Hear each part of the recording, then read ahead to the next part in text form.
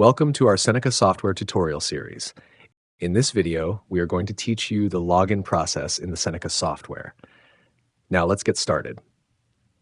First step, type the company name and select the language, then click on Next. If you would like to save the company name, click on Remember. There is also an option to use the Windows account for login. Second step, type the username and the password. You can also save the username by checking the Save Username box. Third step, click on Login. Fourth step, the first screen you will see is the Seneca Home, and this is how you can log in to the Seneca software. Thank you for watching, and we will see you in the next video in our series. Goodbye.